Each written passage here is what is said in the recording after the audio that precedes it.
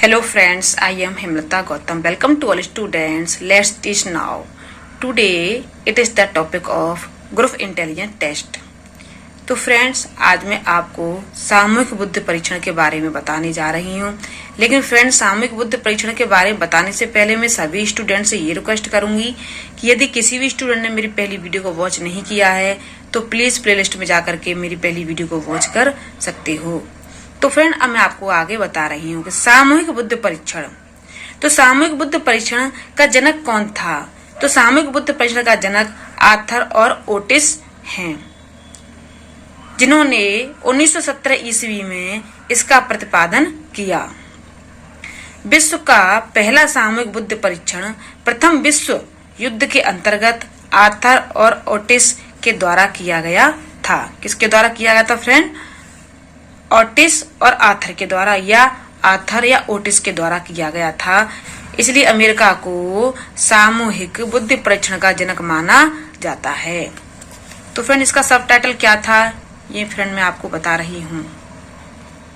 परीक्षण, तो सामूहिक बुद्धि परीक्षण का उद्देश्य प्रथम विश्व युद्ध में अमेरिका में सैनिकों की भर्ती करना था। क्या था? सैनिकों की भर्ती करना था। किसकी थी? सैनिकों की भर्ती करना था। प्रथम विश्व युद्ध 1914 से 18 के समय तक अमेरिका में हुआ था। प्रथम विश्व युद्ध 1914 से 18 तक के समय में अमेरिका में हुआ था। तो इसका मुख्य कारण यह था कि वहाँ की सरकार मनुष्यों की मानसिक योग्यताओं के अनुसार ही वहाँ की सेनाओं में सैनिकों, अफसरों और अन्य कर्मचारियों के पदों पर नियुक्त करती थी। क्या करती थी? फिर मैं आपको बता देती हूँ। जैसे कि कोई व्यक्ति है या अनेक व्यक्ति हैं, तो क्या होता था? पहले तो फ्रेंड मैं आपको ये बता देती हूँ कि सामूहिक बुद्धि परीक्षण का मतलब होता है बहुत सारे व्यक्तियों पर करना एक साथ। क्या करना? बहुत सारे व्यक्तियों पर करना।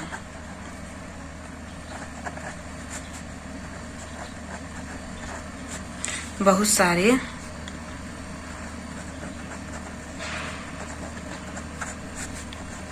व्यक्तियों पर एक साथ परीक्षण करना। एक साथ परीक्षण करना। तो फ्रेंड, जिस तरीके से मैं आपको 1 by 1 अंडरस्टैंड कर रही हूँ, तो फ्रेंड आप सबके समझ में आ रहा होगा। लेकिन फ्रेंड, यदि किसी स्टूडेंट के समझ में नहीं भी आता है तो फ्रेंड मुझे वीडियो को लास्ट में कमेंट करके बता सकते हो।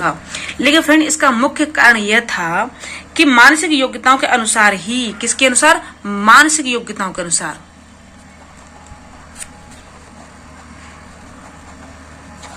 मानसिक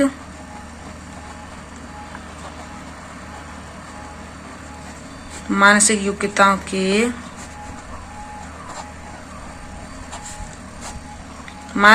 के अनुसार ही क्या होता था कि सेना में सैनिकों की भर्ती होती थी।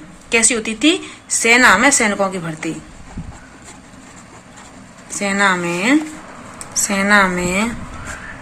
सैनिकों की भर्ती। ठीक है, तो सेना में सैनिकों की भर्ती होती थी। ठीक है, वही क्या होता था? अफसरों की भर्ती होती थी।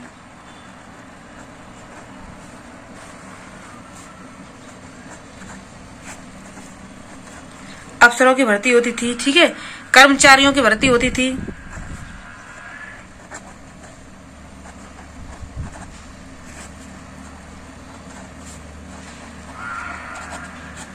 तो फिर क्या होता था? कर्मचारियों की भर्ती होती थी या नियुक्ति होती थी। तो फिर कैसे होती थी? उनकी मानसिक योग्यताओं के आधार पर सैनिकों की, अफसरों की, कर्मचारियों की क्या होती थी? भर्ती होती थी या नियुक्ति होती थी। तो इसी के द्वारा ही सैकड़ों व्यक्तियों की परीक्षा एक ही समय में की जाती थी।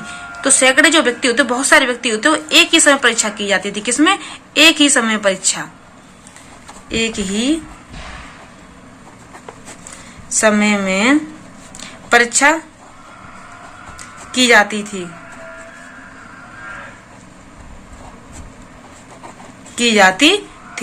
तो फ्रेंड, अब मैं आपको और आगे बता रही हूँ कि जब यह संभव या जब एक ही समय में अधिक लोगों की बुद्धि का परीक्षण किया जाता था तो उसे सामूहिक बुद्धि परीक्षण कहते थे। लेकिन इसके द्वारा प्राप्त निष्कर्ष, निकलते थे वो सत्य या उपयोगी या वास्तविक क्षमता पर आधारित नहीं होते थे। ये समय और धन की क्या होती थी, बचत होती थी। इसमें सबसे ज्यादा एक डेफिनेशन किसने दी थी, क्रो एंड क्रो ने दी थी, वो फिर मैं आपको करा रही हूँ।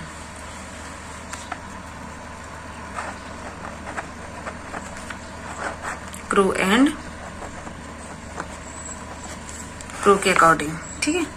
तो क्रो एंड क्रो ने बताया कि सेना में सैनिकों, अफसरों और अन्य कर्मचारियों को अनेक पदों पर नियुक्त करने के लिए सबसे पहले क्या किया जाता था, परीक्षण किया जाता था। तो उन्होंने भी यही बताया, जो फ्रेंड मैं आपके लिए लिख देती हूँ, जैसे कि सेना में सैनिकों,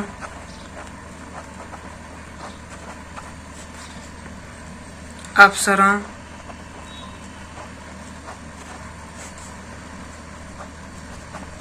एवं अन्य कर्मचारियों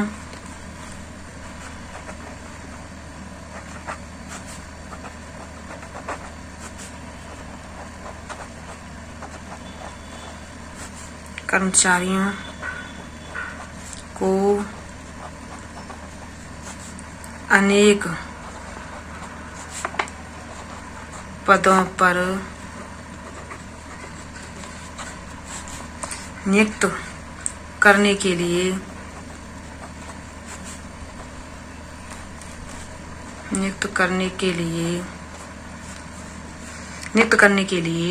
परीक्षणों का निर्माण किया जाता था। परीक्षणों का निर्माण किया जाता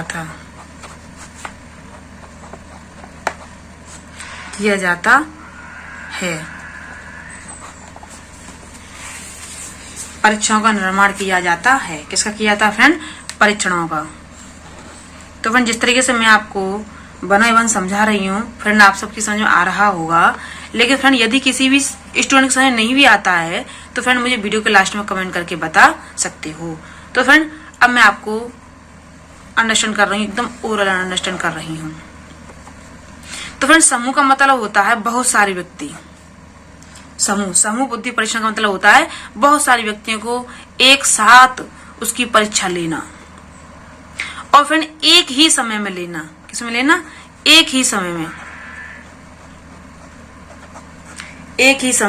में लेना।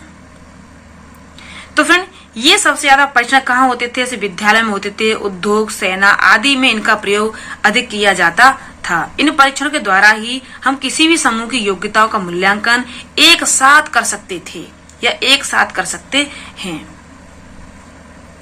ठीक है, इसमें संपूर्ण समूह को एक ही प्रकार का निर्देश दिया जाता था, ये सभी को एक साथ बिठा लिया जाए या एक साथ निर्देशन दिया जाता था। ये परीक्षण भी शाब्दिक और अशाब्दिक दोनों ही प्रकार के होते थे। कैसे होते थे, शाब्दिक और अशाब्दिक।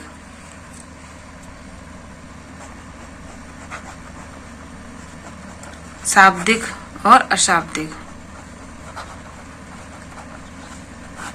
शाब्दिक और अशाब्दिक, ये दोनों ही प्रकार के क्या होते थे, ये परीक्षण होते थे। लेकिन इनके लिए कुशल परीक्षणों की आवश्यकता नहीं होती थी, और इसमें से सामूहिक परीक्षण जो निम्न हैं, क्या है वो निम्न है, वो फ्रेंड मैं आपके लिए यहाँ लिख देती हूँ। जैसे कि army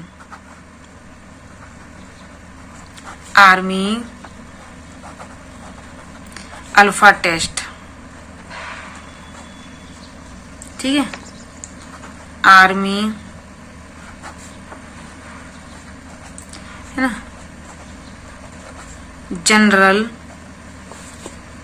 army general classification test,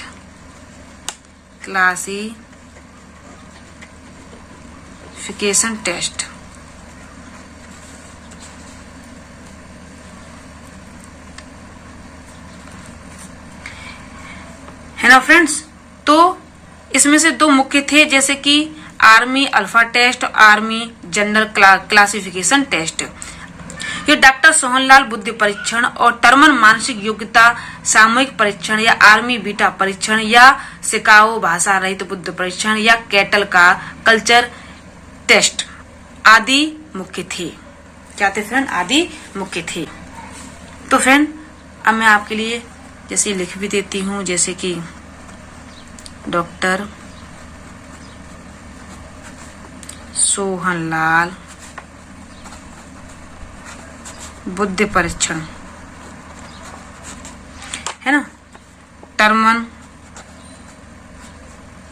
मानसिक बुद्धि परीक्षण। तो टर्मन ने मानसिक बुद्धि का प्रयोग किया था। किसका किया था? मानसिक बुद्धि का। मानसिक बुद्धि परीक्षण,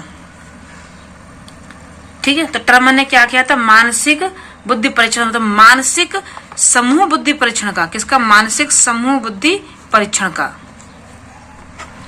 army beta test, army beta test है ना। और आगे फ्रेंड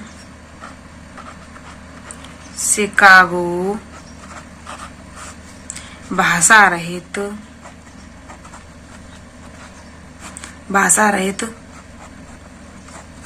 बुद्धि परीक्षण, भाषा रहित बुद्धि परीक्षण। और फ्रेंड इससे भी और आगे है जैसे कैटल का कल्चर, कैटल का कल्चर टेस्ट। तो जिस तरीके से मैंने आपको ये सामूहिक बुद्धि परीक्षण अंडरस्टैंड किया है, तो फ्रेंड आप सबकी समझ में आ गया होगा। लेकिन फ्रेंड यदि किसी स्टूडेंट की समझ में नहीं भी आता है तो फ्रेंड मुझे वीडियो के लास्ट में कमेंट करके बता सकते हो। Thank you watching for my video.